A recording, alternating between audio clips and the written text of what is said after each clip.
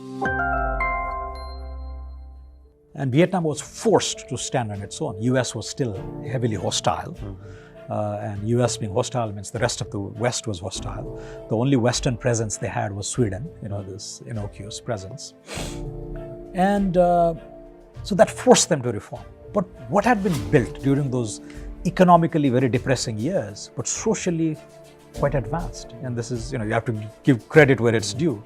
They did invest in education. They did invest in health. They did invest in infrastructure. They did invest in female empowerment and gender equity. Look at this across the formerly socialist economies. The gender female dimension just pops out, right? Swarnim Wagle is a distinguished leader in the economic and political landscape of Nepal. He currently serves as an elected member of the Federal Parliament in Nepal and also chairs the Institute for Integrated Development Studies, a well-established South Asian think tank. He is also the former Chief Economic Advisor at the UNDP Regional Bureau for Asia and the Pacific, RBAP, in New York, which covers 36 countries. During his 3-year tenure at the National Planning Commission in Nepal, he played a crucial role in shaping national development strategies, coordinating policies, and leading recovery efforts after the 2015 earthquake and 2017 flood. With over 2 decades in international development, he has worked with prestigious institutions like the World Bank and UNDP. Apart from his professional commitments, Dr. Wagle is active in academia, advising non-profit organizations and contributing to the World Bank's South Asia championing and visioning process. He holds an impressive academic background, including a doctorate in economics from the Australian National University, a Master's in International Development from Harvard University, and a BSc Econ from the London School of Economics. He joins us today on our latest episode of Advocata Conversations. Swarnim Wagle, welcome to Advocata Conversation. Let's start with hearing your story. From my birth onwards. So I was born in a very remote mountain village in the Himalayas in the western part of Nepal. It's a place called Gorkha, which actually is the beginning of the Nepali. Well, we were a kingdom for a while and then now a republic. But the original king of Gorkha is the one who sort of built modern Nepal in 1769, right? And we were never colonized, unlike the rest of South Asia. So I was born there, but I was very lucky to have had the opportunity to get schooled in Kathmandu, the capital city. And the substantial portion of my high school was at a school called Budanilkantha School in Kathmandu, a residential boarding school for boys, often styled as the Eton of the Himalayas because the monarch at the time wanted to send his sons, princes, future kings there. But at the same time, it was an amazing social experiment. Nepal is a fairly ethnically diverse and caste-ridden society. So in a country of 30 million now, we have almost 120, 125 different groups. So this was an experiment conceived 50 years ago to have all sorts of diverse kids from all over the country. So those who could pay, they would pay the full fees. But those who couldn't pay, the state would pay for them. Right? So it was an amazing experiment. And we all had this unique identity of numbers. So I was 228. And then I would just use the first name, Swarnim. My surnames were rarely used, so you never knew what background a particular person came from. So I had, the crown prince and the other princes in my batch, or 1 or 2 years senior to me. And then in the Hindu caste system, you have so-called untouchables and Dalits, or from different ethnic stock, thrown into this campus. We'd eat the same food, study the same way, dress in an identical manner.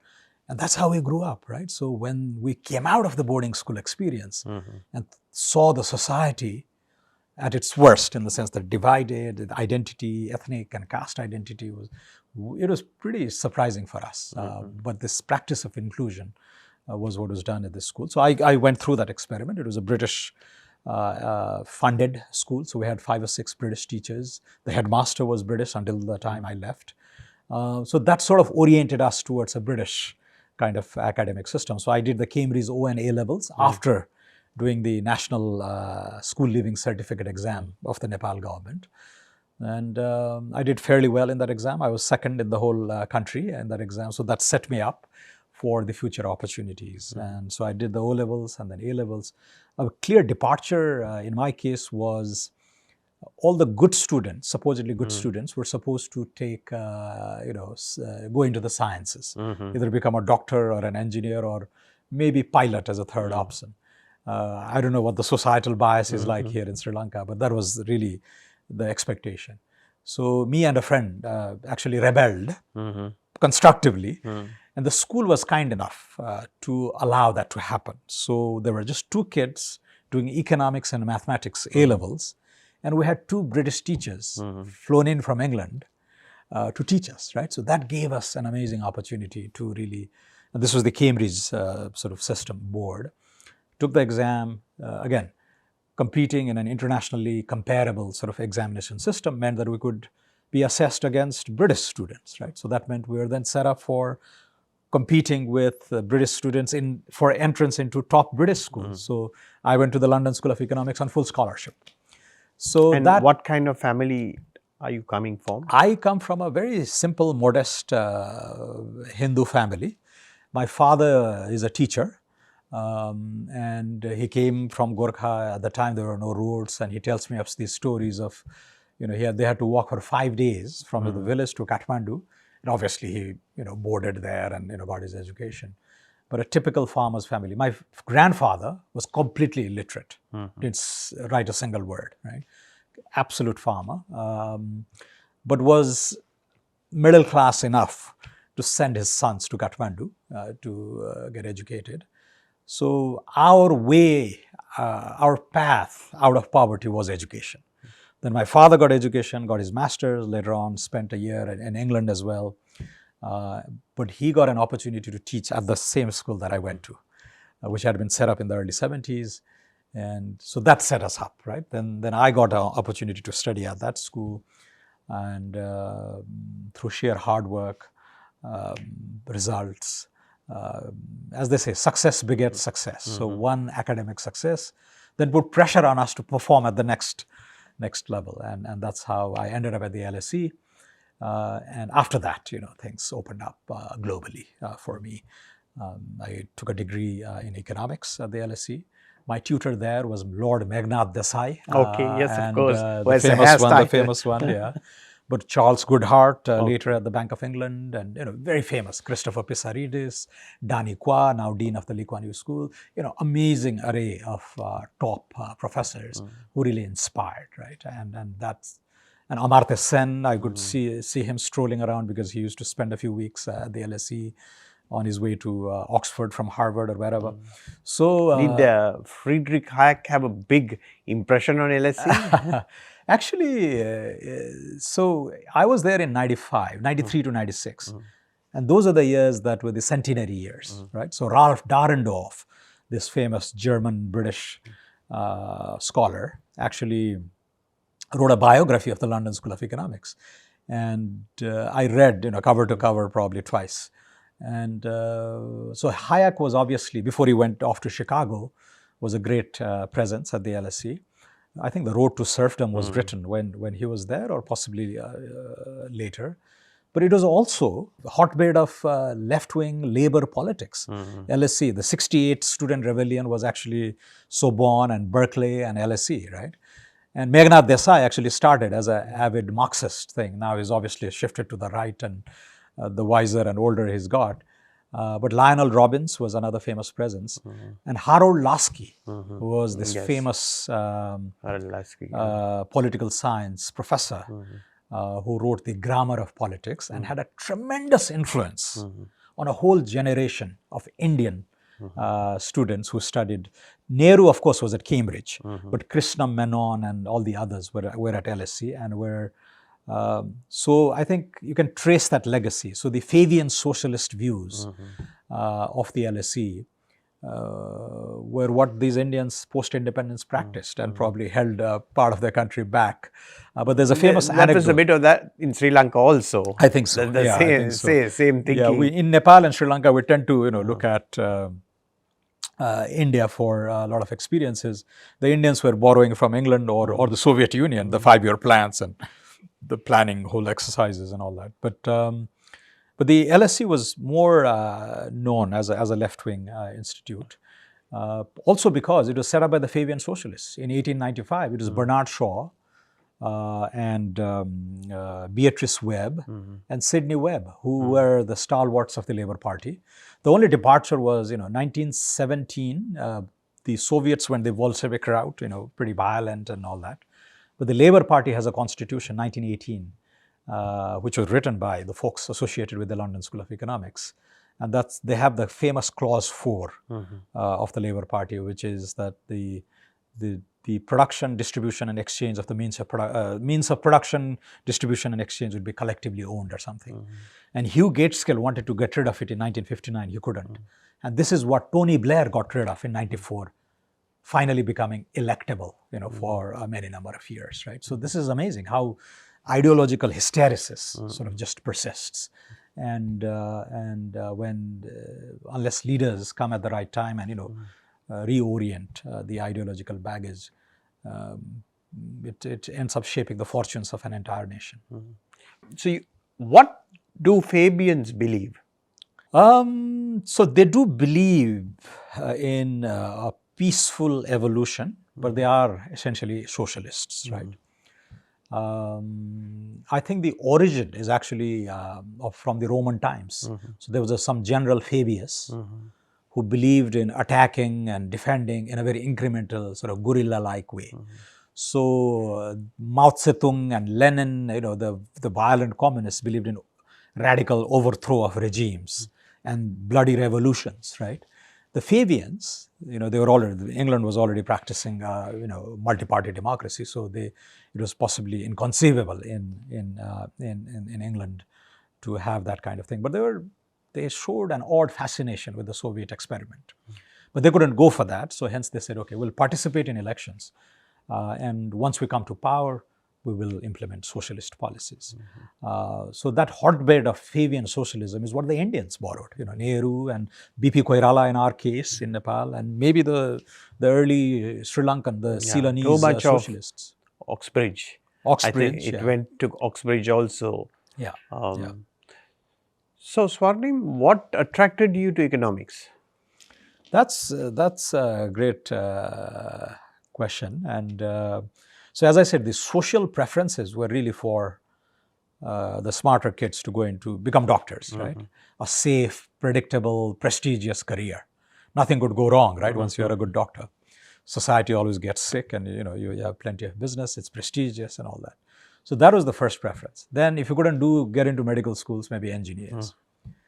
In my case, it was a gentleman, a teacher, an English teacher, actually he's Welsh, Ray Morgan. He was sent, through British Foreign Aid to teach at this school. So I was studying O-levels, classic science student, right? Physics, chemistry, maths and all that, destined for either of these two tracks. Then Ray Morgan this was a residential school, all teachers lived on campus. And after the school was over, around 3, after we had our tiffin, he would take some of us, 5 or 6 of us, and put on these, videotapes on his old Panasonic VCRs. This was in the 80s, right? And, sorry, this was in 1991.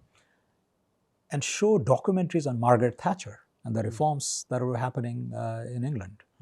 Or that happened in the 80s. I think Maggie Thatcher was kicked out by then. But then there would be these documentaries on Marcos and the White Elephant projects in the Philippines. And this tremendous rot of bad governance and dictatorship and all that, right? And there would be some documentaries on Africa. And that just excited me, right? My God, this is it. This is what I want to do. If I'm a good doctor, I would probably do 20,000 excellent surgeries with a few mishaps on the way. If I'm a great engineer, I would build good bridges, good roads, and all that. But if I'm a good politician, a good economist, and a good administrator rolled into one, I can shape the fortune of a country, right? So that got planted in my head. My God, this is it. And there's another English teacher, Andrew Wild, and he also sort of Cambridge sort of physicist. He's one of my headmasters. And when I sort of tested him on this, what do you think, of this new alternative stream? And he only said this, I vividly remember it. He said, what was the population of India at the time of independence? Now it's 1.5 billion people. At the time, I think I just threw in a guess, maybe 300, 400 million people. How many British ran that country? I said, I don't know. Well, less than a few thousand. That's the power of administration. Of course, it was a colonial administration using the Indians themselves to, divide and rule, and all that was there. But at its heart was the quality of the civil service, the quality of the infrastructure, leadership, rule of law. You govern through laws and regulations. That sort of struck with me, and I said, yeah. And having come from that humble background in Gorkha, already gotten a good educational sort of background at this British infused sort of school. Said, yeah, I want to do this. I want to do this. So move into the social sciences, get excited about the world, changing societies, reforming economies, improving the lives of people. But it was not well articulated then. I sort of said, okay, rather than a doctor and engineer, these are safe professions. This sounds more risky. And actually, that came into the decision matrix pretty soon. Okay, I would want to study economics, but the societal expectation of economists or the societal reputation of that profession in Nepal wasn't the best, because the best students would go into the sciences. So Ray again did something interesting. He said he used to play golf with a hotel manager of Solti Oberoi. There's a famous hotel in Solti. Of course, I know her. So the Oberoi. And apparently he told this gentleman called Amar Raj Singh, Amar, I have these two kids who are very promising, and they want to study economics, but they're really fearful that they won't get scholarships into Western or non-Nepalese universities after A-levels. Instantly, Amar Raj apparently said, okay, you recommend 2 kids every year and I'll send them to at least a very good school in India, right? So that gave us that sort of insurance cover. So the worst case scenario is we would go to India, right? We wouldn't have to go to some government college in Kathmandu, should we fail. So that once that possibility of that ignominy was resolved, I think we just took the plunge, and I went to the LSE, my friend went to Harvard, and then I went to Harvard later on.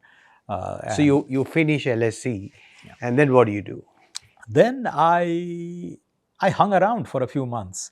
I had an interesting stint at the BBC. Oh, wow. Okay. Yeah, BBC Nepali World Service was just across the road from the LSE. So I had a pretty good command. The school that I went to, Budanil Kantha, made sure that we had very good Nepali. We could write and speak very good Nepali. But also we did these international exams, so our English was also reasonably good. So the fact that you had a bilingual command of both English and Nepali meant that I got a good job as a broadcaster at the BBC at the age of 21. Right? And once I graduated from LSE, they said, why don't you, you're pretty good at this, why don't you stay on? So I did that for, I think, 7 or 8 months. So I used to broadcast live Nepali news and current affairs and do all these odd bits of translation, but then of course I knew I was not going to be a journalist, right? So I said, I'll go back to Nepal. I'll go back to Nepal, work for 2 years, at least 2 years, explore the country. I was only 22, 23. And then for my master's, I would want to go to the United States. And I would do my master's, and then my career would take off. But eventually, the reason I went back to Nepal, even at that tender age, was I had that thing. I would go back to Nepal and be active in some form, in some aspect of public life. Didn't quite foresee then that I would take the plunge of electoral politics, maybe a techno-political positions, which I did actually for the last 9 years. I was sort of in that sphere at the Planning Commission as advisor to politicians, and a loose affiliation with political parties was maintained, relationship with politicians was there. And I was the member of a Planning Commission, became vice chair of the Planning Commission for brief stints. And when I was out of government, I led a think tank in Kathmandu. But so you go back to Nepal, and what do you do? So I then joined the UNDP, United Nations Development Program. And again, there was this amazing, so I've had wonderful mentors and colleagues throughout my career, right? So Carol Long, a very charismatic sort of a development leader, She was there as my boss, and she really gave me opportunities. And we did Nepal's first Human Development Report in '98, and suddenly got thrown in to work with very illustrious former finance ministers, scholars, and so that again gave me that exposure in understanding my own country. And then I traveled a lot. But as planned, I spent 2 years in Nepal, working at UNDP as a young national officer. And then I, those 2 years gave me that confidence and sort of told me what I exactly wanted to, the internal voice, that this is the direction that you need to go. And again, as luck would have it, Jeffrey Sachs started a brand new program at Harvard. And Ricardo Hausmann joined a year later. So both of us know Ricardo. So Jeffrey Sachs starts this program called the MPA-ID at Harvard Kennedy School. And it was so perfect a fit for me, right? Somebody who wanted a very rigorous training in development economics, but wanted to come out in the real world of practice and practice development, and not be this scholar or a professor at an ivory tower, right? But wanted that foundation that is comparable. So MPID at the Harvard Kennedy School, as originally designed, was taught at the PhD level. But the second year was you do all these courses at the business school, at the public policy, public health school, Tufts, and all these neighboring MIT. I did a course with Rudy Dornbush at MIT business school, Sloan Business School, right? So it is an amazing 2 years. And after that, I was positioned for a career in international development, and I immediately joined the World Bank. This was 9/11. The world was changing, and then I quickly shifted to a job with the United Nations Development Program based in Vietnam. I thought I was in my mid 20s. This is not married then. This is the time to see the world, right? So this amazing job on trade issues. Remember Seattle WTO conference, then Doha round of development under the WTO, World Trade Organization, had happened in Doha in 2001, just after the 9/11 attacks. So trade was a hot topic at the time. And they were trying to refashion WTO into this, vibrant multilateral trading order. China had just joined the WTO, and very exciting period. That didn't last long. After the 2008 financial crisis, this became off the agenda, and after COVID, all countries have turned inwards and very protectionist. But though that was the right time to sort of focus on trade, and my professors at Harvard, Ricardo Hausmann, Danny Roderick, Jeffrey Sachs himself, did a lot of work on trade. Jeffrey Frankel, who had just come out of his stint as the Council of Economic Advisors for Bill Clinton. So Andres Velasco, who later became the finance minister of Chile. These amazing professors had been lined up. Kaushik Basu used to be flown in from Cornell. He was at Cornell, but Harvard said, we don't have a teacher good enough on micro development, economic development. So Kaushik Basu would fly in from Cornell and teach this course. He would land on a Monday, teach 2 courses, and fly back on Tuesday afternoon. So that exposure to the best and the brightest, just gave us that intellectual confidence, and also reaffirmed that this is exactly what I want to do in life, right?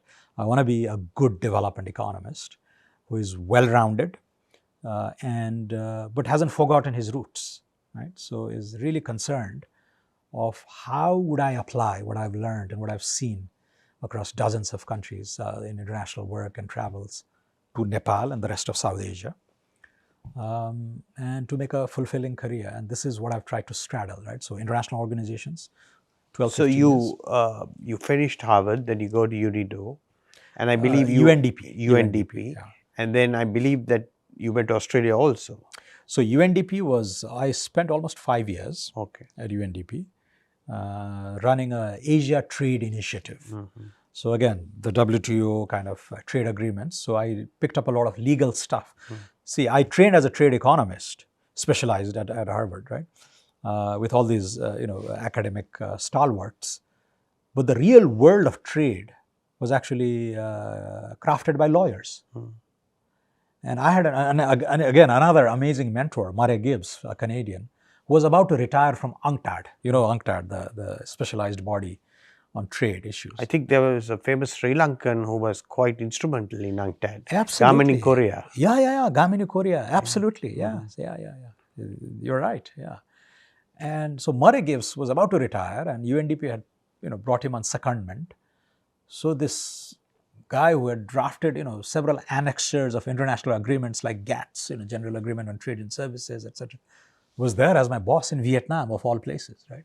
So again, this massive learning experience and all that. But I did that for 5 years. But here's the twist. After 2 years, they wanted to shift my office. It was a regional office. I covered 25 countries in the Asia Pacific. They moved it to Kathmandu, but it didn't work out. There was some riot, and we're still under that civil conflict. And that office got moved to Colombo. Oh, okay. So I ended up spending 2 years, wonderful years, in Colombo. When was this? This was just after the tsunami, Boxing Day tsunami. So 1st of January 2005 to a little after 2007, I was in Colombo. Then that's when I took the call. Said, okay, Harvard did say you don't need a PhD after this. But I sort of felt that, no, that rite of passage of writing solid, rigorous papers that you would publish in journals, I sort of wanted to do that, right? I mean, in the world of development practice, yeah, the Harvard training was enough, more than enough. And as I said, the first year was all PhD econ, right? But I somehow felt, okay, can I do a PhD, go through that motion of a sort of a serious scholar, yet not go into academia, still come back into national government or international organizations. And that's when Australia came as an option. I was about to go to the UK, but there was other factors that took me to Australia.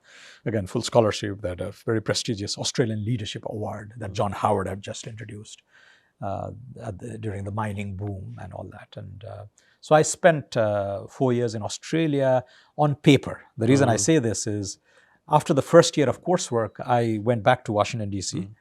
And it so happened that the work that I was doing at the World Bank dovetailed into my PhD thesis. So I was evaluating, FDI regulations in 87 countries, analyzing data, and colleagues before me had done, detailed questionnaires. So I was processing the data, writing a paper. So investing across border, just like the doing business indicators is for internal entrepreneurs. This one was investing across borders for FDI, and so that ended up becoming a substantial chunk of my thesis. So, but then I did go back to Australia. And what did you do your thesis on? So I did 5 papers, 3 major papers, and then an opening and an intro. And it's called Essays on Policy Reforms in Trade, in Investment, and Taxation. So essentially 3 publishable papers formed. So thesis you can do 2 ways. One is like a book-like thing, you do a whole book thesis, publishable book. The other is sort of very sharp, publishable journal quality, peer-reviewed papers. So I did one on export survival, what determines export survival. If Sri Lanka is exporting a shirt to the United States, and trade data, the beauty of trade data is so disaggregated, right? This is if you have 200 countries, 6,000 products at the HS 6-digit level, you can even go higher, and then take 5 decades of data. You're working with millions of data points. So that richness really sort of fascinated me. And you could use trade as a window to larger competitiveness issues, how your economy is doing, right? Because if you're a good exporter, if you're a good producer, if you're a good employer, that's a window to your larger economy. So trade fascinated me in that regard. And, was it at the ANU that you connected with Premachandra Advocata? Yes. So Premachandra is a famous Sri Lankan economist. Trade is his forte. And so initially, Martin Richardson was who I was looking at. He was trained by Avinash Dixit at Princeton. And he himself is a New Zealander. So after getting his PhD at Princeton, he went back to Australia, nearer to his home perhaps. So he gave me the theoretical foundations of trade economics for my PhD. And Premachandra Advocata was the policy guy, right? Sort of with a very much a hands-on experience across Asia, and a phenomenal command of the academic literature, right? I would go and see him, and then he would say, oh, there's a 79 paper by, Ian Wilson or somebody, just look up in the Journal of Economic Literature, or EJ, Economic Journal that comes out of the Royal Society of Britain. So I had a wonderful time with Premachandra, and we've kept this association going. Most recently, co-authoring a paper on Sri Lankan crisis last year. So Swarnim, for the benefit, because Advocata's real focus is on free markets, why should developing countries embrace free markets? Now, Danny Roddick has been giving a bit of a counter narrative to that. What's your view? I've come to a sort of a healthy equilibrium, I would say, that is suited for at least my country, right? So definitely wealth creation, there's nothing, it's a necessary condition for overall progress, right? Without creating growth, without having vibrant enterprises, without having these rules of the game that foster competition, that fight against anti-competitive predatory behavior, monopolistic or oligopolistic tendencies, and that sort of the rule of law that shapes economic behavior towards greater competition, production, international engagement, no country can prosper. I absolutely believe in that. But there is this other side of societies like mine, in Sri Lanka, like you were mentioning the other day, that you guys didn't have to struggle for your independence, and that has shaped society in a particular direction. If certain America came out of a revolution, Soviet Union, was born out of a revolution. China came out of a revolution. Vietnam came out of a revolution. That possibly shapes countries in certain ways. Ours is we're very proud that we've been an independent country since 1769, the oldest nation state in South Asia, Nepal, right?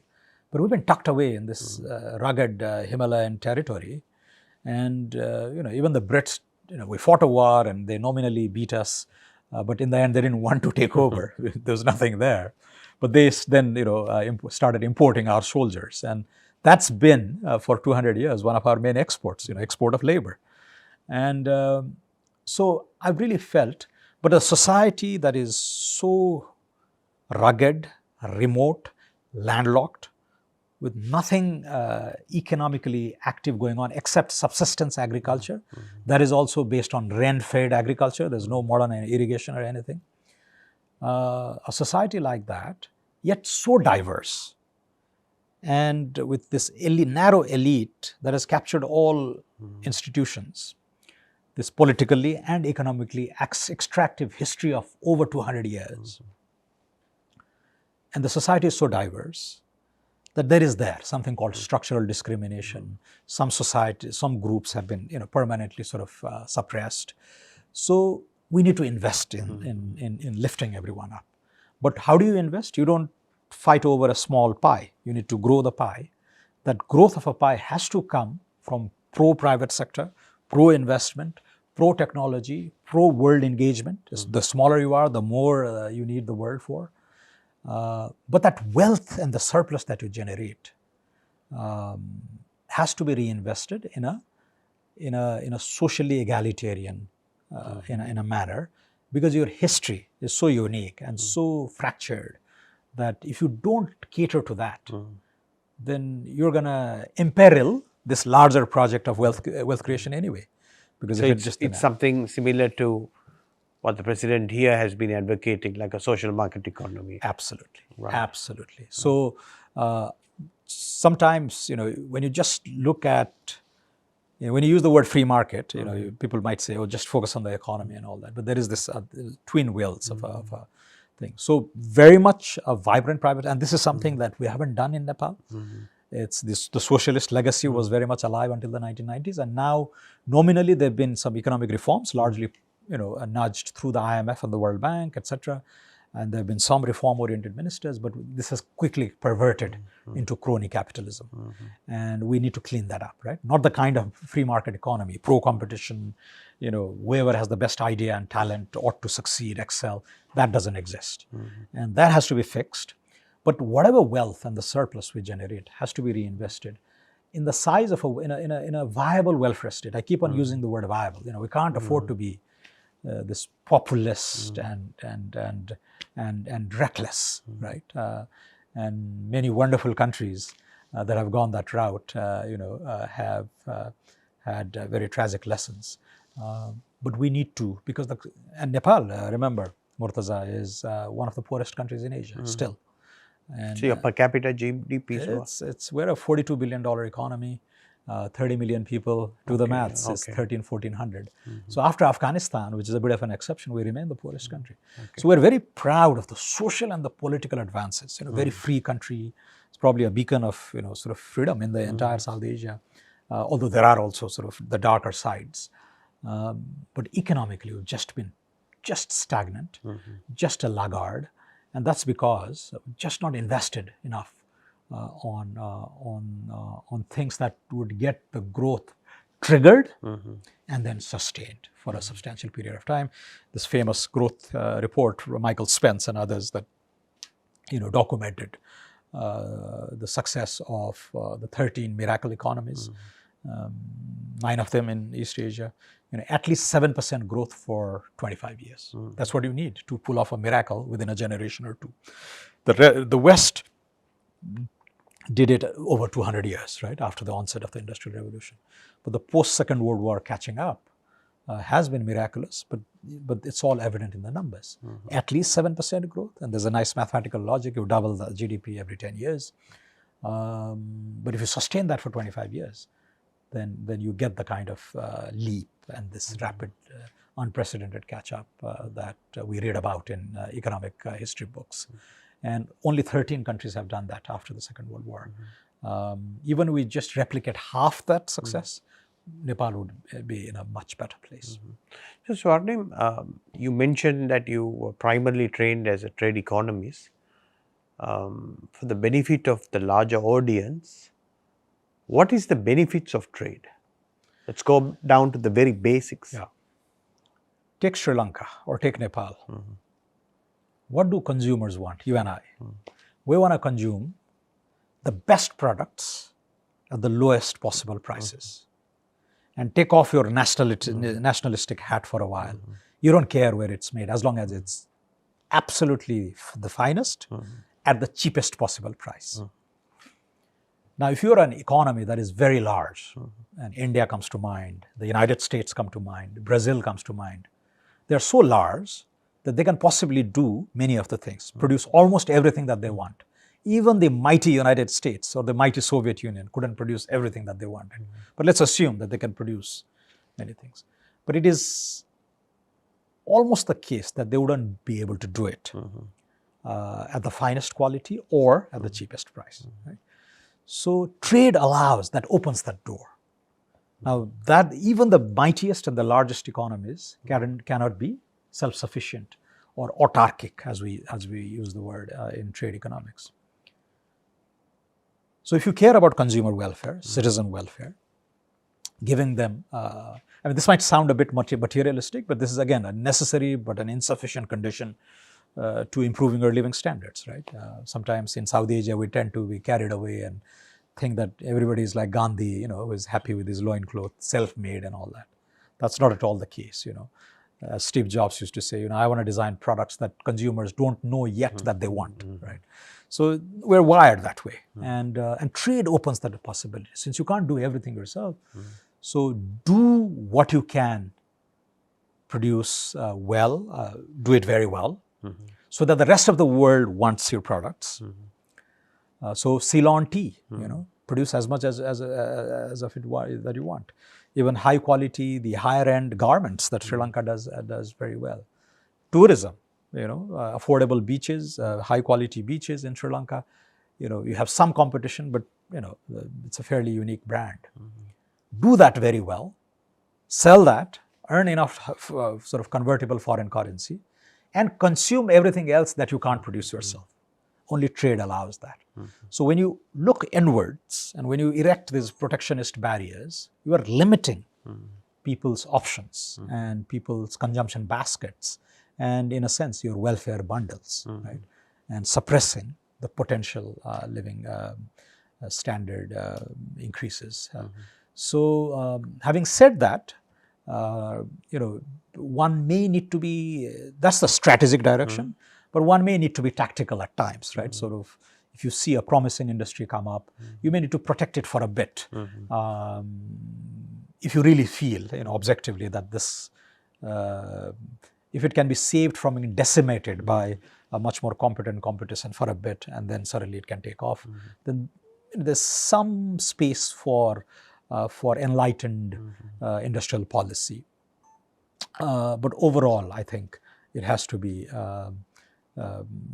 engagement with the rest of the world. Do what you do best in a good way, in volume, or scale it up. Attract FDI, just do the products that you're good at, to be able to import and to be able to consume, and even on capital goods, even for larger development gets up. So I don't want the emphasis to be just on consumer products. You don't do machines. You don't do you need to bring tourists into Sri Lanka. You need Boeing, and Boeing is only produced or Airbus produced elsewhere.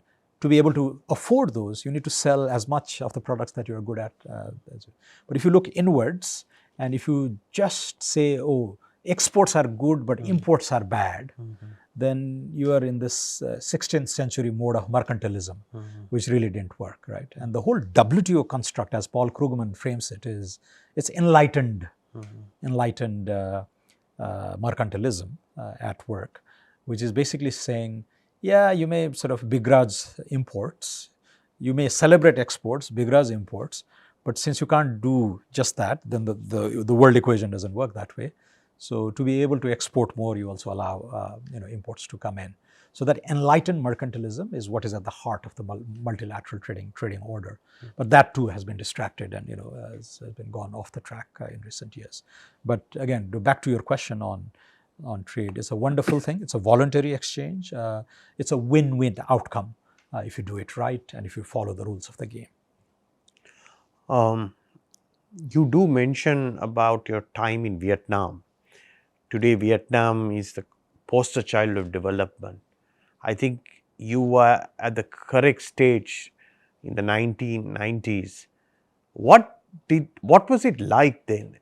And what was the political discourse, and how did they make these decisions, that has allowed them to, harvest those things that they did correct 20 years ago today? Especially, I'm very curious about the industrial policy that they followed and the trade policy that they followed. Yeah. It's a great example, right? So Vietnam hadn't made it to that list of the 13 miracles because the Spence report came in 2008. So I was there 2002. So the first time I went, so I lived there for 2.5 years. An amazing time to be in Vietnam. Just a bit of history on Vietnam, right? So they were a replica of the Soviet Union. They were a Soviet protectorate of sorts. The US was kicking them, they defeated the Americans, forced them out, that unified. The original, so 75 was when North and South Vietnam united. Very hardcore, orthodox communist party, very liberal, that came to power and tried to enforce, collectivization in agriculture. Everything was state-owned and all that. A classic Soviet replica along the Mekong, right? We could say that. But what happens in 86? Glasnost and perestroika, and suddenly gradual withdrawal of all these generous subsidies, that they used to dole out to Cuba and Vietnam and North Korea and all that. That gradual withdrawal was evident, forced these countries to also reform. So Vietnam did in 86 what is called Doi Moi, like Gai Ge Kai Fang in China in 79, right? So these are all historical milestones. Slowly opening up, decreasing the reliance on the Soviet Union, and the Soviet Union obviously collapsed 4 years later. And Vietnam was forced to stand on its own. US was still heavily hostile. And US being hostile means the rest of the West was hostile. The only Western presence they had was Sweden, this innocuous presence. And so that forced them to reform. But what had been built during those economically very depressing years, but socially quite advanced, and this is, you have to give credit where it's due. They did invest in education. They did invest in health. They did invest in infrastructure. They did invest in female empowerment and gender equity. Look at this across the formerly socialist economies. The gender female dimension just pops out, right? And when I was living there, you could see it, the gender parity, equality, empowerment and all that. So they all turned out to be excellent prerequisites for a country ready to take off. Now, what needed to be added were some of those open market policies. Are you ready to engage with the rest of the world? Are you ready to invite foreign capital, foreign personnel, foreign ideas? And are you ready to now mix it in?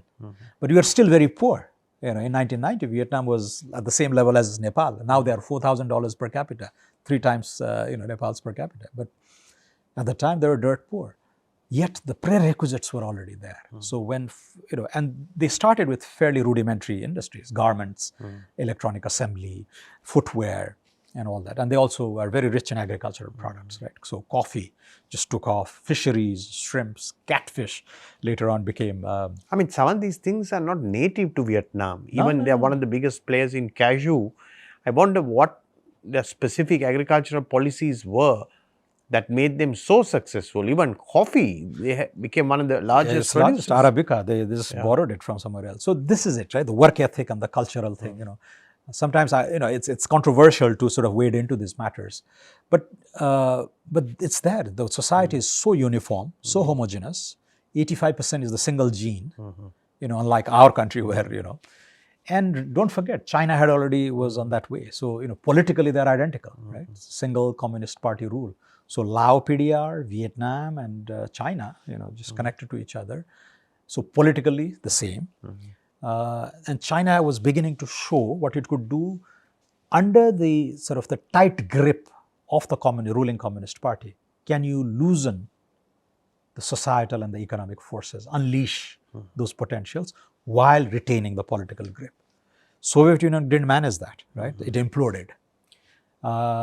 So the Vietnamese copied the Chinese, and in a sense, they mimic one large province of China. 80, 90 million population then, now about to inch towards 100 million. So it was that. So Chinese experiment already, 79, the whole 80s, late 80s, 90s, it was evident. So that was being mimicked by Vietnam. But maybe it's smaller than China. They would be able to do things even more efficiently, right? And slightly differently. But they do have that animosity with the Chinese too, So suddenly they were probably more pro-Western, than China would eventually become.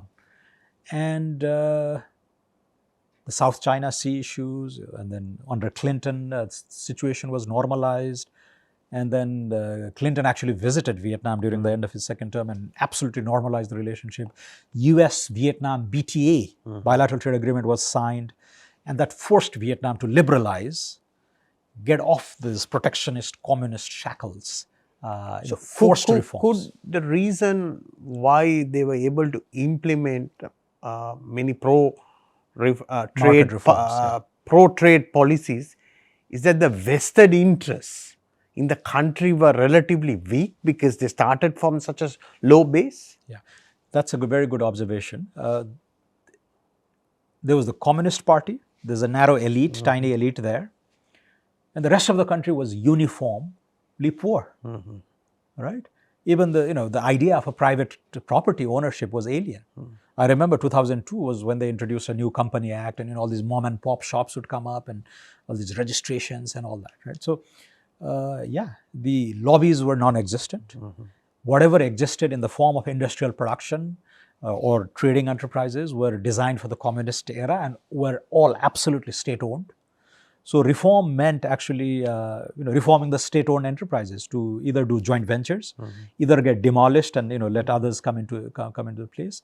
And who owned these SOEs? The communist elite. So once the elite, the leadership decides to go in a certain way, that was made possible. Now we as Democrats, don't have that luxury. You have to take everybody along and all that. But this is where the whole discourse on maybe it's dictatorships. So Vietnam also must have had, because under the communist system, you generally have a very strong state. Yeah.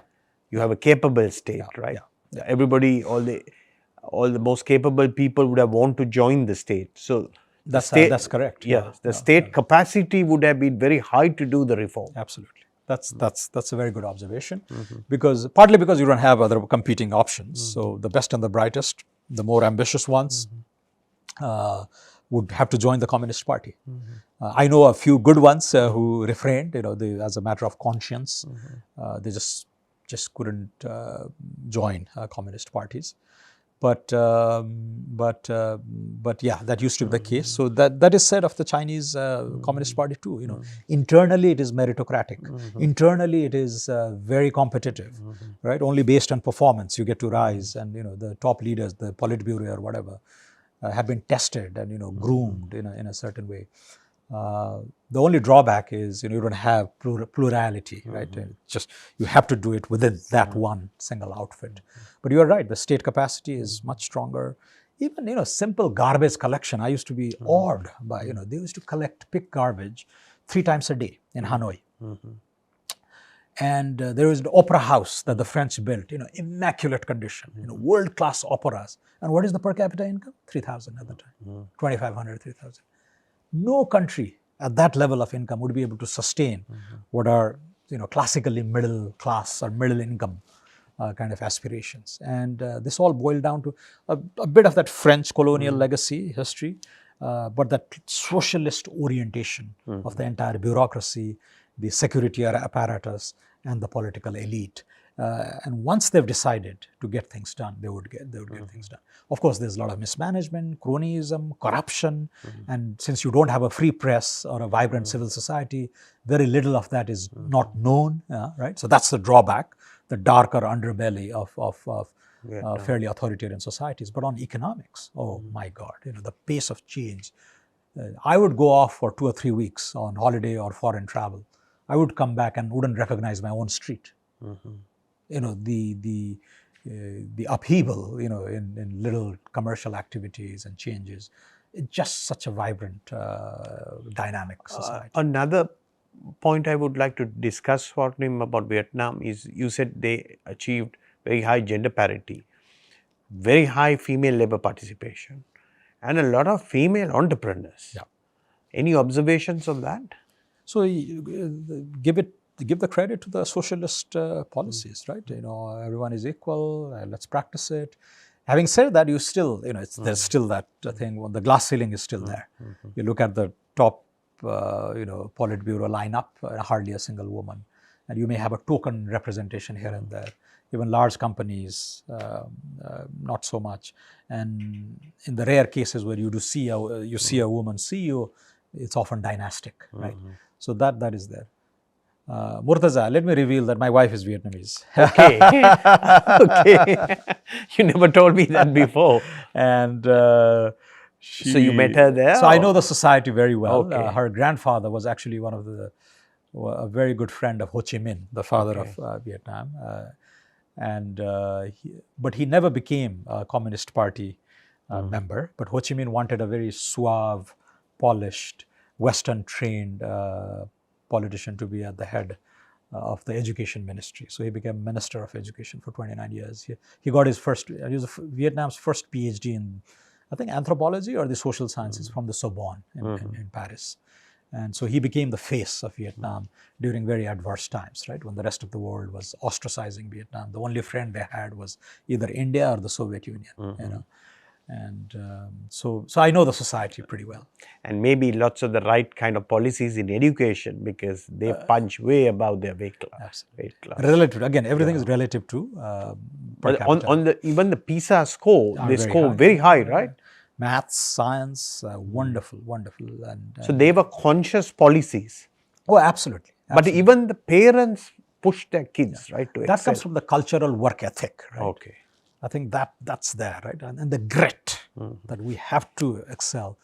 And remember, they have had 1,000 years of hostility. First with the Chinese, then with the French, then with this brutal, the war against the Americans.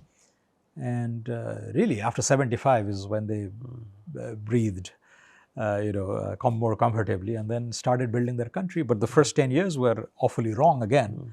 Under this very oppressive communist regime that resulted in partial famine as well, and none of this could be reported. So 86 pro-market reforms, Doi Moi, the rest is history. So whilst you were in the UNDP, any other interesting countries you came across that people in Sri Lanka should look at, or interesting examples of policies that countries followed?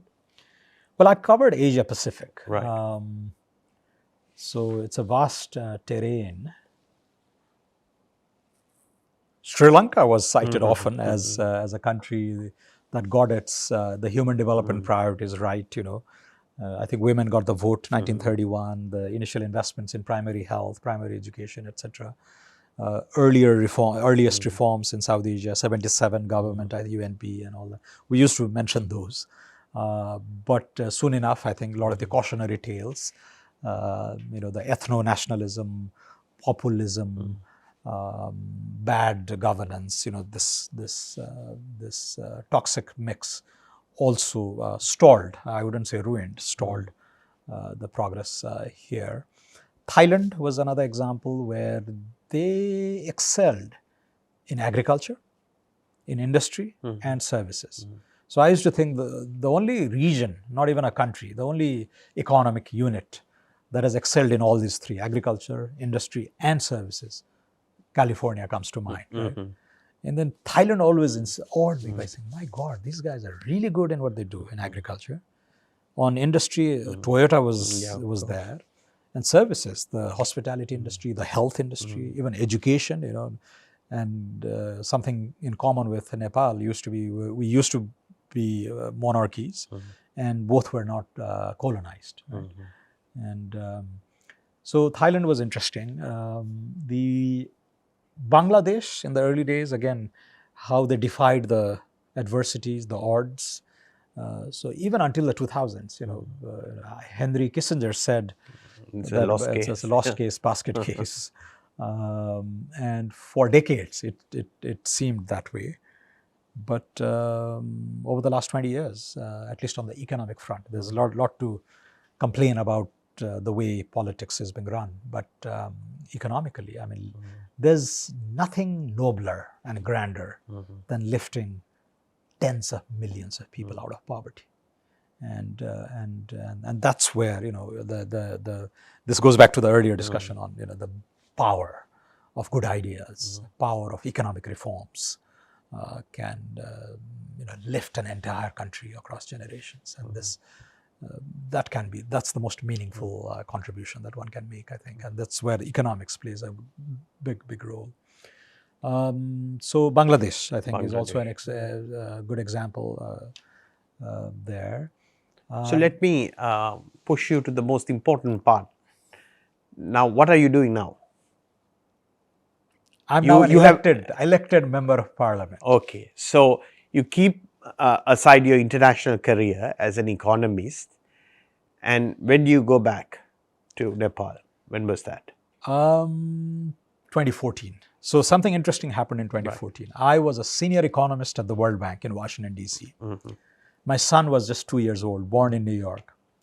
And my wife and, with a 2-year-old son and myself, almost 40 years in age, I said, okay, now I've done so much already, been to all these places, now let's settle down in Washington, D.C. Let's look for a house, in Bethesda or somewhere, let's buy a nice car. So those classic Western middle class, suburban sort of dreams were kicking in. That's when I left the US, because that seed in me that one day you will come back to Nepal and spend 10, 15, 20 years in public life was always there. And my wife was always supportive of that as well. And I didn't think it would come in 2014, but it came. And my logic then was, when I'm ready to go back, maybe the country won't be ready. It would have moved on. So there was a nice coincidence there. The Nepali Congress government had been elected, and a very reform-oriented finance minister had come in. And he had asked another similarly like-minded former finance secretary to name a few people who could be brought back. And not that I was going to go back and save the country, but they were looking for a few reformers of the next generation, of the younger generation. So an offer came. They said, look, this government is going to last.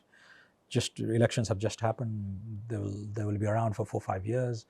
You have a reasonably good prime minister. You have a very good finance minister. You work under that umbrella. You can contribute, and we know you always wanted to do this. It may not be the right time for you, so that's when I took the plunge, went back, became a member of the Planning Commission, which is the apex policy think tank of the government. So worked fairly closely with the Prime Minister is the head of the Planning Commission, but worked very closely with the Finance Minister. And the earthquake hit, remember the devastating earthquake? So that's when I was able to really test my own skills and networks and talent and what I could contribute to the country, and very proud of that time when we put together a post-disaster needs assessment in a record time, mobilizing like 200, 300, all the donors, development partners, did a very credible assessment of loss and damage as a result of the earthquake.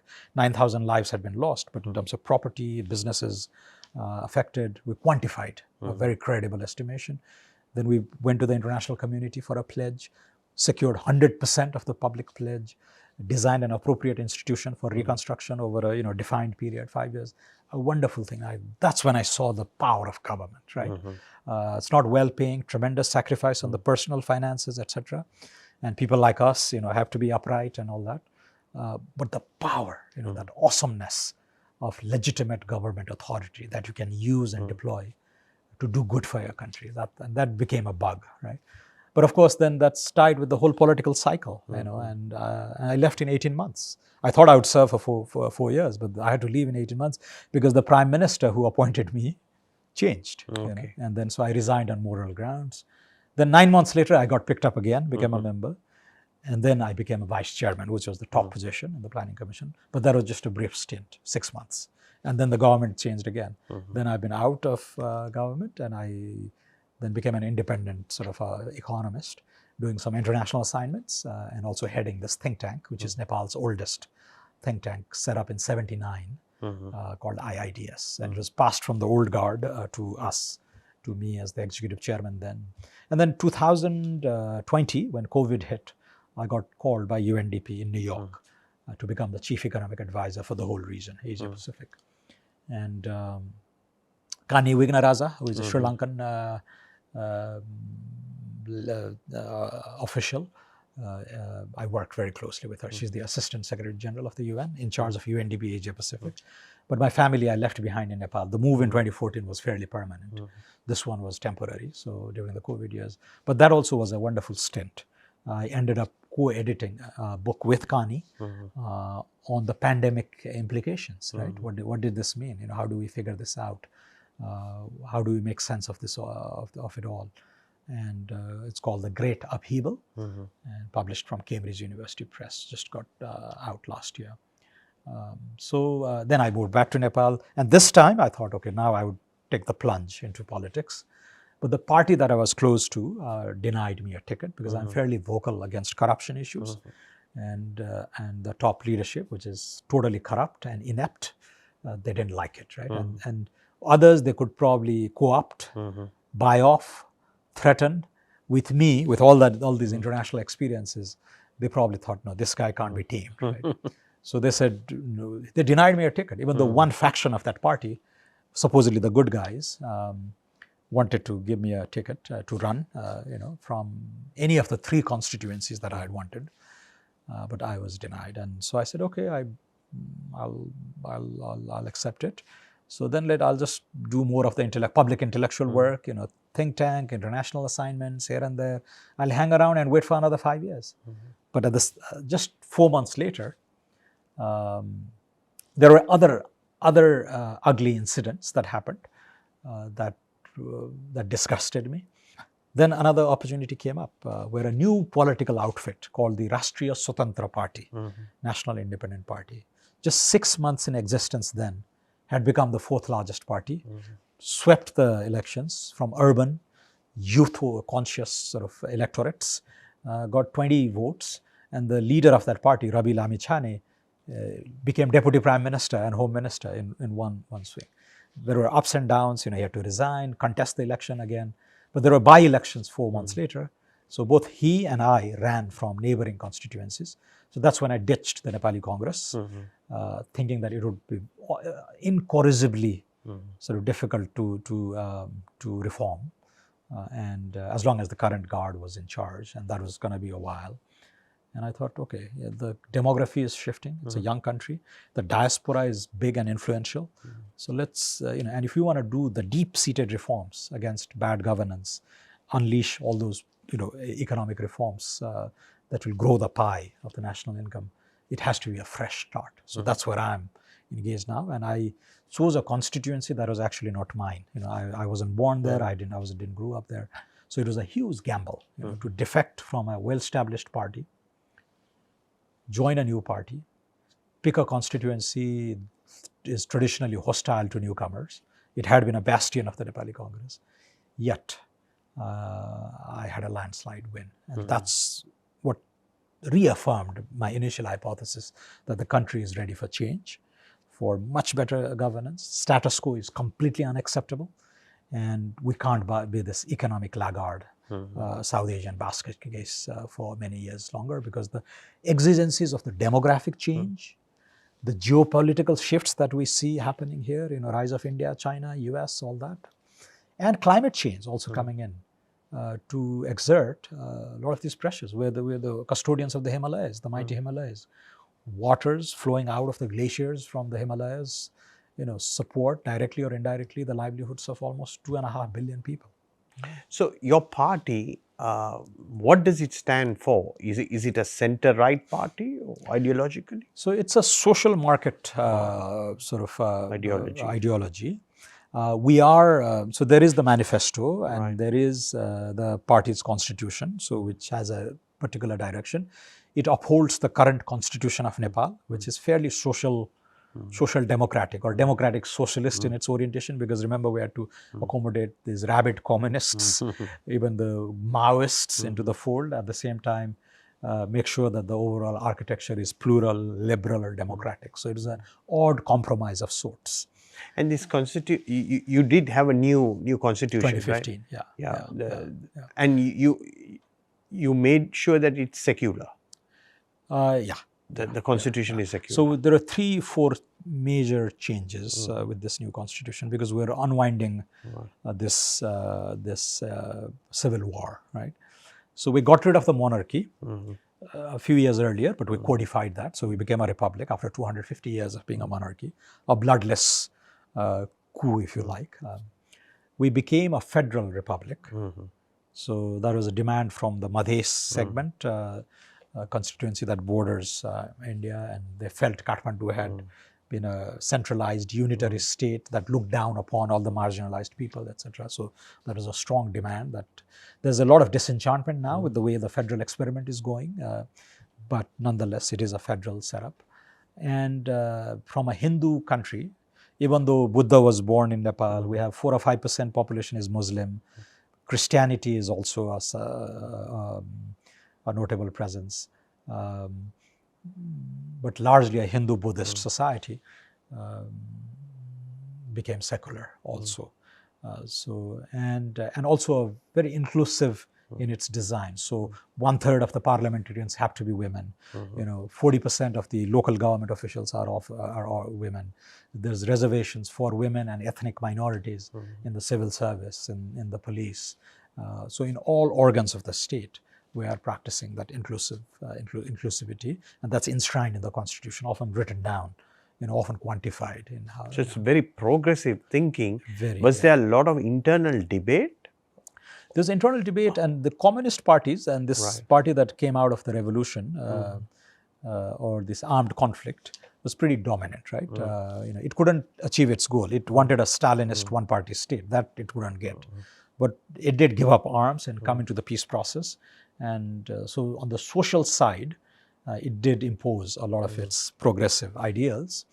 On the other hand, the Nepali Congress and the status quo parties that had fought for a plural multi-party democracy didn't allow the communists to trample on those very ideals. So it was if you say, it's a nice combination of a fairly progressive goals, constitutionally enshrined, a liberal democratic architecture. But where they missed out is on the economics. To sustain all this, you need a vibrant economy. Otherwise, you can't sustain federalism. You can't sustain the largest. You can't sustain to have a generous welfare state without the economic dynamo that is also active. And the constitution is fairly agnostic, if not hostile, to the private sector and all that. And that's what we want to change. So when you ask me about our ideology, we are a good governance party, so zero tolerance to corruption. So unlike the old guard and the current incumbents, who are all compromised and corrupt, as in the rest of the developing world, we will be because we are new, like a startup mode, we can institute those disciplines. And I think will be seen as a clean, meritocratic, new political party that is more aligned with the aspirations of the youth. At the same time, we are pro-private sector, pro-investment, ready for engagement with the rest of the world, leverage the diasporic wealth and talent that is now fast spreading around the world. 500,000 Nepalis in the United States, 300,000 in Australia, and millions in the Gulf as temporary migrants, etc. So I think we are closest to their aspirations, and but we will play by the current constitution, so uphold the plural, democratic, liberal order that is enshrined in the constitution. So if you'd like, we're not for regime change, we're to change the conditions of the country through better governance, better economic reforms, and that will then percolate or instigate other reforms in the civil service, the way private sector behaves, the way civil society is organized, and then of course health, education, social protection, environment, climate change, the way we do our physical infrastructure. A lot of this is economic governance, that undergirds how well you work. So you probably will play a leading role on the economic side, that if your party gets into government, what would your top 3 priorities be initially on the economic side? What would you do? So getting the fiscal house in order is very important, right? We're not as heavily indebted as Sri Lanka, partly because we are too poor to be credible to borrow externally. So nobody would lend money to us. And in your case, you almost had 40% of the foreign borrowing from private markets. We only rely on heavily concessional multilateral lending from the World Bank, ADB, and similar. And slowly India, China are also lending, but the more onerous commercial terms. But that's not an issue. Yet our revenue base is still weak. And so you have revenues to GDP of how much? It's actually, the ratio is high, but it's very fragile, right? Okay. I saw the Sri Lankan figures, less than 10%, which was, ours is more than 20, more than 20%. It's almost like middle income levels. But once you peel off the layer, the top layer, you see that it's all remittances, which is, for a fairly populous country, the highest share in the world. So what is it at? So it's about $10 billion, right? And on in a $40 billion economy, wow. 25%. So Sri Lanka is about 7 to 8%. 7 to 8%. That is very, very high. Exceptionally high. And so this is what I say, right? When people talk about Kerala and Sri Lanka and Philippines and El Salvador as heavily dependent, or Bangladesh as heavily dependent remittances, but relative to the size of their economy, it's within reasonable bounds. Nepal, even if you have that ratio from 24 to 12, you're still at Filipino levels, Right. which is very high. So, and that's what's sustaining, the livelihoods of the people. But that is also having the Dutch effect, and the Dutch disease, and production is being displaced. Everything is trading now, so that easy money flowing in. We import almost everything, from toothpicks to Boeings, we import. And you would tax that imports heavily. Customs, VAT, excise, and then that's what runs the government, a bloated government. Something I could relate to when you discussed Sri Lanka yesterday. The size of the civil service, the size of the health force, the education force, the security forces is what our domestic revenue can sustain. But your expenditure plans are way higher. This year, I think almost $15 billion of budget was announced. Revenues is less than $9 billion. And that gap has to be filled with deficit financing. Fortunately, not as reckless. Our central bank is much more responsible. But it's not an independent central bank. It is, the Central Bank Act is fairly strong. So in the sense that you can't, some governments have tried to fire the governor, and the court has reinstated them twice, right? So that's a good sign. On the other hand, it's not truly independent like in New Zealand or even Bank of England, in the sense that it's the finance secretary still sits on the board. We got rid of that in that new law. Okay, that's a good.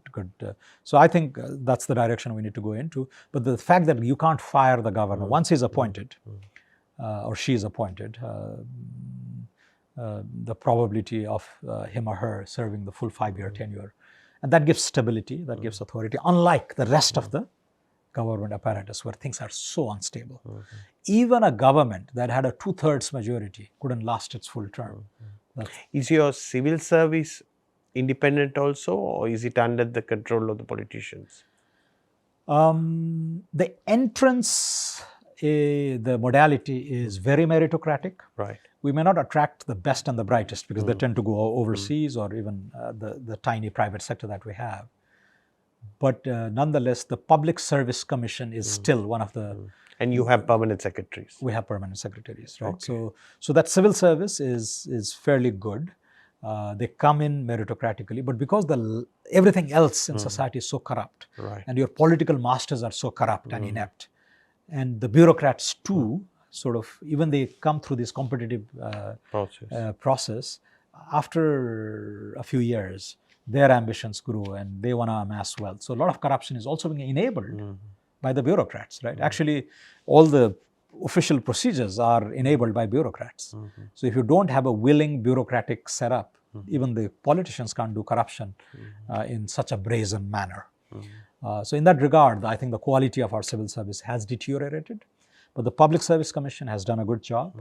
And like the Central Bank, Public Service Commission, the army, it has its darker side, but the army nonetheless are the last standing quality institutions back home. Otherwise, everything has been eaten up by bad governance. So you mentioned that the fiscal house is one of the items that you would major one that you fix. And then so the imbalance between expenditures and revenues. revenues.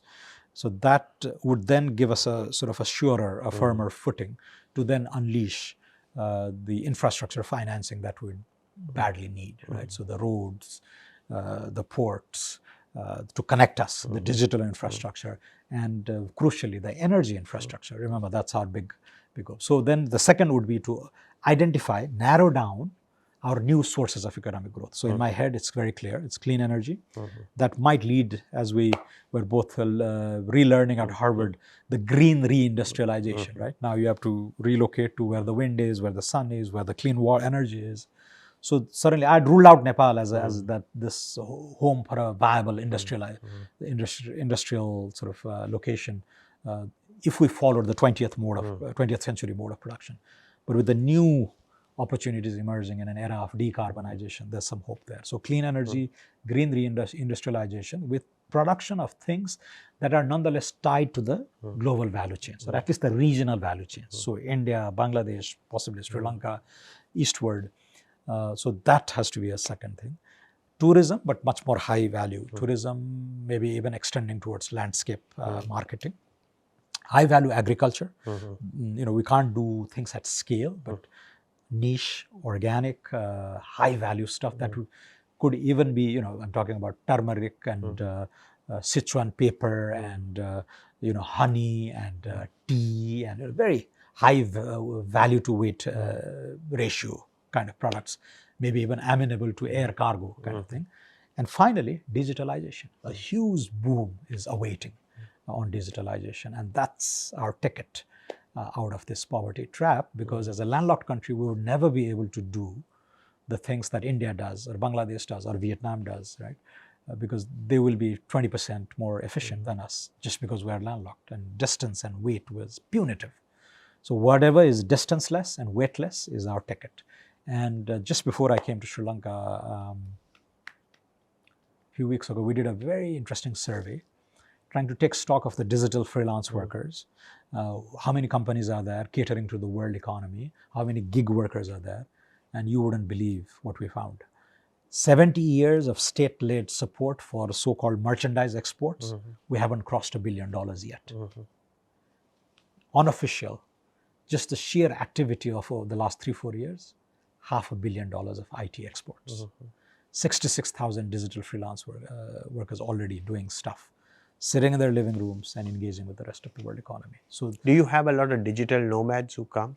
Not who come, but this is something we could easily make Nepal attractive, right? Naturally air-conditioned country, beautiful. We need to take care of our air pollution problem, but you can certainly locate a lot of data centers. Absolutely. You don't need so much of cooling, and you have green energy. Yeah. So that's it. So those 5 or 6. So my second priorities would really be to unleash. So simplify procedures, make it really easy for domestic and foreign private investors to come in and tap these opportunities that are, where Nepal would be able to do some great things. On digitalization, nothing would stop us from going from $500 million to $5 billion to $50 billion. It's unlimited, right? So what would it take to get there? So that reform, and we've identified around 24 to 30 existing legislation that we need to either scrap or reform wildly, radically overhaul, to get that, to signal to investors that, okay, now we're ready for business. It's no longer the Nepal of the old years, and so that would what a new government, a credible finance minister, a credible reform-oriented, pro-good governance party, pro-reform party should be able to do, and that's very much high on the agenda. And finally, the third would be some complementary inputs, right? So public infrastructure, human infrastructure also. There also we've sort of lost the plot. The kids are going to school but not learning much. There are health posts 10 minutes of walking distance away, but there's nothing of quality on offer. And so those social infrastructure that enables, going back to our Vietnamese story, that enablers of a rapid catch-up. If you don't at least keep pace on the minimal investments there, you won't be able to reap the growth dividends here just through reforms and money flowing in. You need to have your citizens empowered to that level, and we're talking very basic levels at this stage. So Swarnim, Nepalese 100 years ago, your geography would not have been very favorable. Today on one side you have China, and on one side you have India, the two largest populations in the world, and perhaps two of the largest economies in time to come. Yeah. How do you play this? How do you exploit this? Thank you for asking that. It's so I always think that this 20th century model of production and exchange really punished us, right? Really punished us. And people sometimes compare Nepal with Switzerland. They forget that Switzerland is looks landlocked on paper, but they have access to the Rhine, and 50%, which is a navigable river, and 50% of the Swiss population lives in low-level cantons with access to these navigable rivers, right? So technically not landlocked, and you're surrounded by Germany and France, and you're in the heart of the largest common market in the world, right? So nothing to compare with Nepal, which is tucked away in the Himalayas, beautiful but very fragile and remote and costly to do anything. I see the next village just there across the river valley, but it would have taken 10 hours to get there, in the old days. And I come from a similar village called Bunkot in Gorkha. So 20th century model of production, world trade, just punished us, no hope at all. 21st century, if you focus on weightless, distance-less, if you focus on proximity to markets, if you invest in the right forms of connectivity, there's possible. So energy connectivity, digital connectivity, air connectivity, even to India now, road and even rail and even waterways, the Ganges coming up all the way to the Himalayan rivers is what feeds. So are the Chinese building a railway track into Nepal? No, they are building into Tibet. Right. But the one that has been proposed up to Kathmandu is not viable and it's not moved ahead. There's another one being discussed from India to Kathmandu through Raxaul, from Bihar and all that. But on the China-India, there's a nice nuance there. So when you look at a map, it looks like, oh, China is just up there to the north. But the real China, the dense China with population, it's distance, density and division, 3 Ds that matters in economic geography. The real China, where most of the people live, are really far. Right. Even on an aeroplane, it would take 3 hours, 4 hours. Chongqing is 3 hours away. Shanghai is 4.5 hours away. Beijing is 5, 6 hours away, right?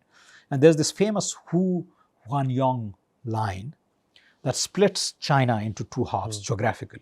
So 50% on this side, Tibet and Xinjiang and others, and the other 50%.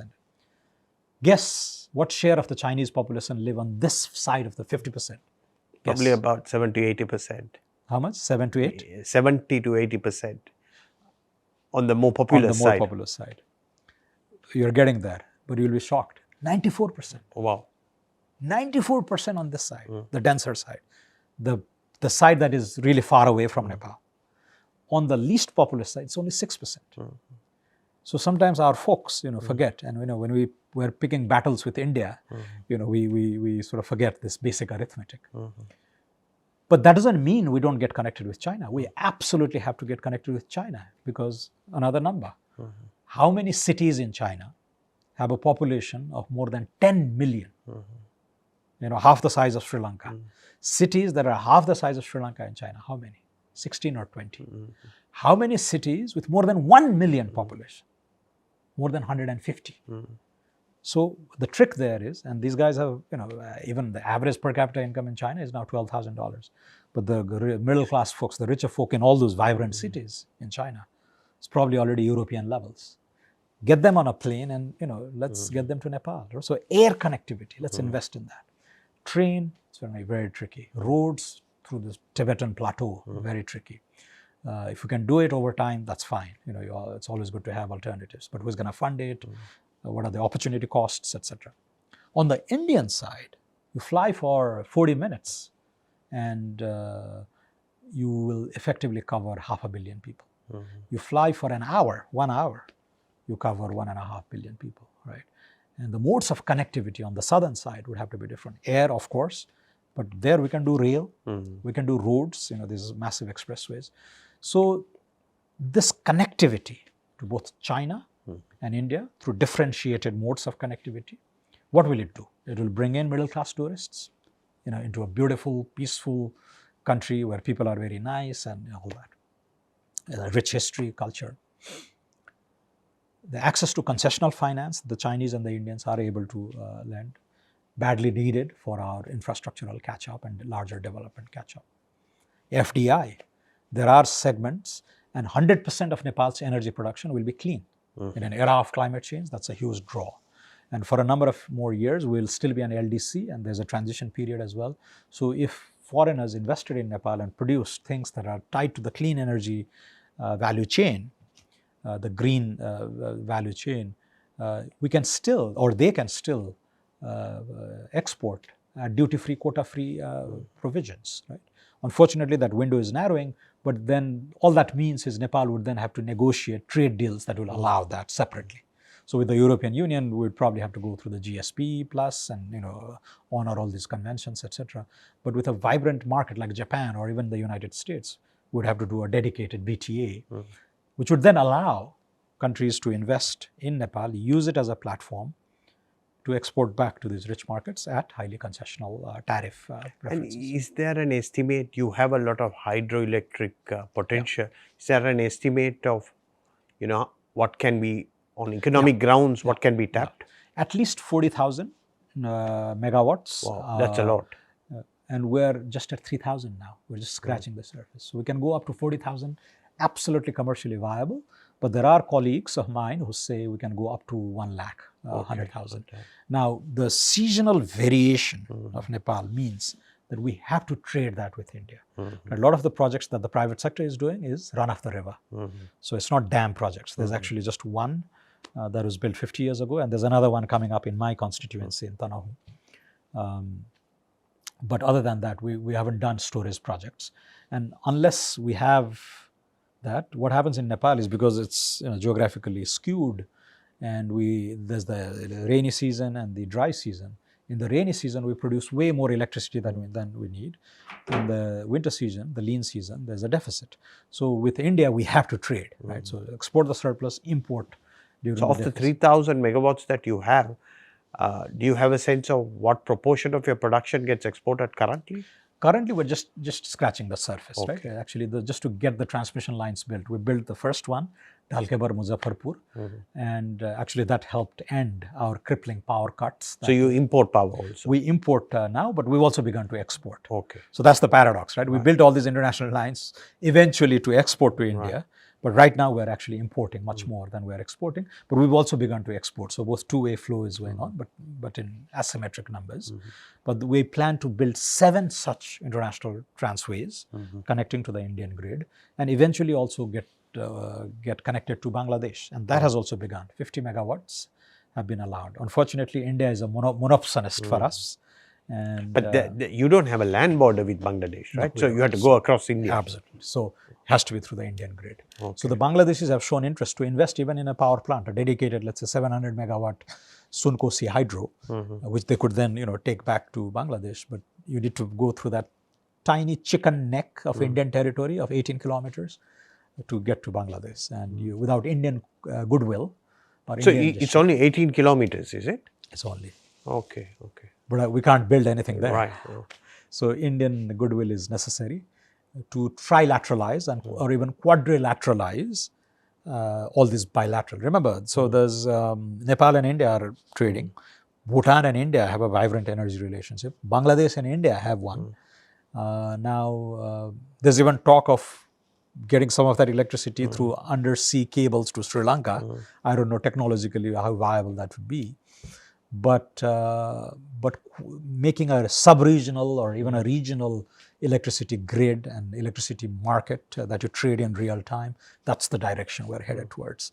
So that would then incentivize the private sector, the investors, to really play for that market. And one good thing has come out recently. India has promised to buy at least 10,000 megawatts of Nepali electricity by 2030.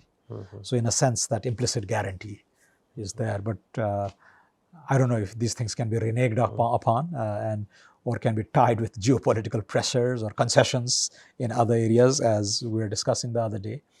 But nonetheless, that is a nice gesture on the part of Prime Minister Modi, knowing that they have the need and we have the potential to produce that, and it's a win-win outcome. And it's good to see